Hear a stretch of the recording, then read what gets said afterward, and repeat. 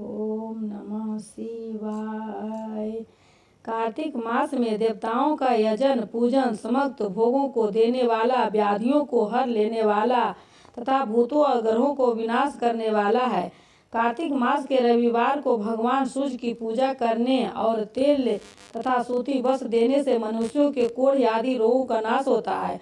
हरे, काली मिर्च, वस्त्र और खीरा आदि का दान और ब्राह्मणों की प्रतिष्ठा करने से क्षय रोग का नाश होता है।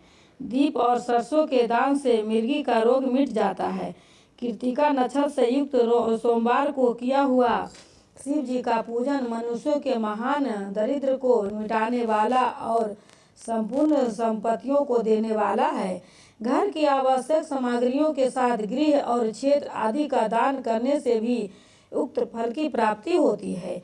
कृतिका युक्त मंगलवार को श्री स्कंद का पूजन करने से तथा दीपक एवं घंटा आदि का दान देने से मनुष्यों को शीघ्र ही वाक सिद्धि प्राप्त हो जाती है। उनके मुंह से निकली हुई हर एक बात सत्य होती है। कृतिका युक्त बुधवार को किया हुआ श्री विष्णु का पूजन, यजन तथा दही भात का दान मनुष्यों को उत्तम संतान की प्राप्ति कराने वाला होता है। कृतिका युक्त गुरुवार को धन से ब्रह्मा जी का पूजन तथा मधु, सोना और घी का दान करने से मनुष्यों को भोग वैभव की वृद्धि होती है। कृतिका युक्त शुक्रवार को गजानन गणेश जी का पूजन करने से तथा गंध पुष्प एवं अन्न का दान देने से मनवों की भोग पदार्थ की वृद्धि होती है। उस दिन सोना चांदी आदि का दान करने से बंधियों को भी उत्तम पुत्र की प्राप्ति होती है। कृतिका युक्त शनिवार को दिक्पालकों की वंदना, दिग्गजों, नागों और सेतुपालों का पूजन, त्रिनेत्रधारी रुद्र, पापहारी विष्णु तथा ज्ञानदाता ब्रह्मा का आराधन और धनवंतरी एवं दोनों अश्विनी कुमार का पूजन करने से रोग दुर्मृत्यु एक अकाल मृत्यु का भी निवारण होता है तथा तत्कालिक व्याधियों की शांति हो जाती है। नमक, लोहा, तेल और उड़द आदि का त्रिकूट, सोठ, पीपल और गोल मिर्च, फल, गंध और जल आदि का तथा घृत आदि द्रव्य पदार्थों का और सुवर्ण, मोती आदि कठोर वस्तुओं का भी दान देने से स्वर्ग लोक की प्राप्ति होती है। इसमें से नमक आदि का मान कम से कम 1 प्रस्थ सेर होना चाहिए और सुवर्ण आदि का मान कम से कम 1 पल। धन की संक्रांति से युक्त पौष मास से उस काल में शिव आदि समस्त देवताओं का पूजन क्रमशः समस्त सिद्धियों की प्राप्ति कराने वाला होता है। इस पूजन में अघनी चावल से तैयार किए गए हविष का नैवेद्य उत्तम बताया जाता है। पौष मास से नाना प्रकार के अन्न का नैवेद्य विशेष महत्व रखता है। मार्गशीर्ष मास से केवल अन्न का दान करने वाला मनुष्यों को ही संपूर्ण अभीष्ट फलों की प्राप्ति हो जाती है।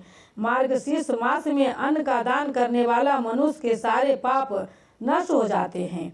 वह अभीष्ट सिद्धि, आरोग्य, धर्म, वेद का सम्यक ज्ञान, उत्तम अनुष्ठान का फल, इलोक और परलोक में महान भोग, अंत में सनातन योग, मोक्ष तथा वेदांत ज्ञान की सिद्धि प्राप्त कर लेता है। जो भोग की इच्छा रखने वाला है वह मनुष्य मार्गशीर्ष मास आने पर कम से कम 3 दिन भी उस काल में अवश्य देवताओं का पूजन करे और पौष मास को पूजन से खाली न जाने दे। उस काल से लेकर संगल्प काल तक ही पौष मास में पूजन का विशेष महत्व बताया गया है। पौष मास में पूरे महीने भर जितेंद्रिय और निराहार रहकर द्विज प्रातः काल से मध्य काल तक देव माता गायत्री का जप करें। तत्काल रात को सोने के समय तक पंचाक्षर आदि मंत्रों का जप करें। ऐसा करने वाला ब्राह्मण ज्ञान पाकर शरीर छूटने के बाद मोक्ष प्राप्त कर लेता है। जितेश्वर नर नारियों को त्रिकाल स्नान, पंचाक्षर मंत्र के ही निरंतर जप से विशुद्ध ज्ञान प्राप्त हो जाता है। इष्ट मंत्रों का सदा जप करने से बड़े से बड़े पापों का भी नाश हो जाता है। सारा चराचर जगत बिंदु नद स्वरूप है, बिंदु शक्ति है और नाद शिव। इस तरह यह जगत शिव शक्ति स्वरूप ही है। नाद बिंदु का और बिंदु इस जगत का आधार है। ये बिंदु और नाद शक्ति और शिव संपूर्ण जगत के आधार रूप से स्थित है। बिंदु और नाद से युक्त सब कुछ शिव स्वरूप है, क्योंकि वही सबका आधार है। आधार में ही आधेय का समावेश अथवा लय होता है, यही सकलीकरण है। इसी सकलीकरण की स्थिति से ही सृष्टि काल में जगत का प्रादुर्भाव होता है, इसमें संशय नहीं है।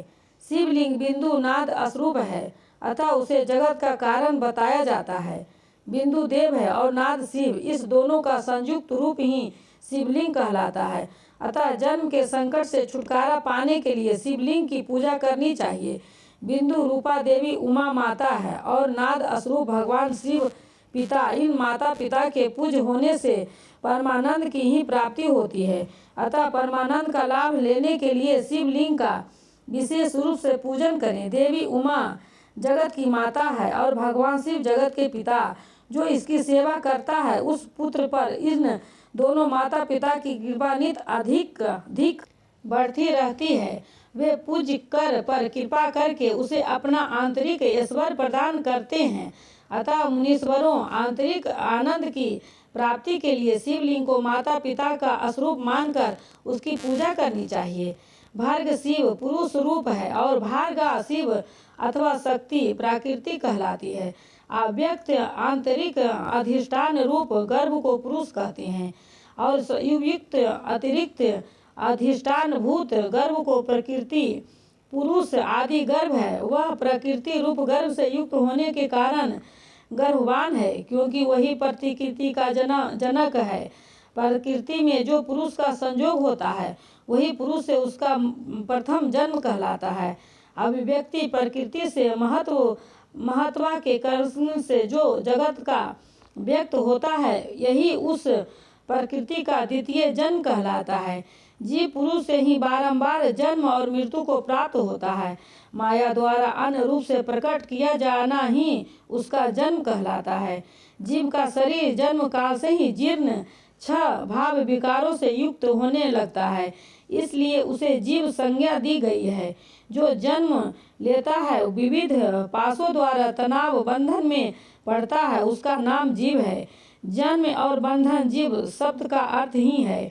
अतः जन्म मृत्यु रूपी बंधन की निवृत्ति के लिए जन्म के अधिष्ठाता भूत मातु पिता स्वरूप शिवलिंग पूजन करना चाहिए।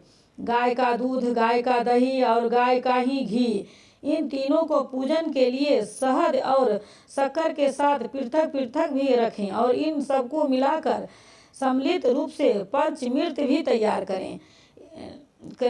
इनके द्वारा शिवलिंग का अभिषेक एवं स्नान कराएं।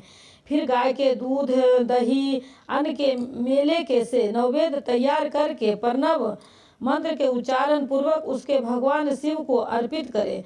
संपूर्ण प्रणव को ध्वनि लिंग कहते हैं।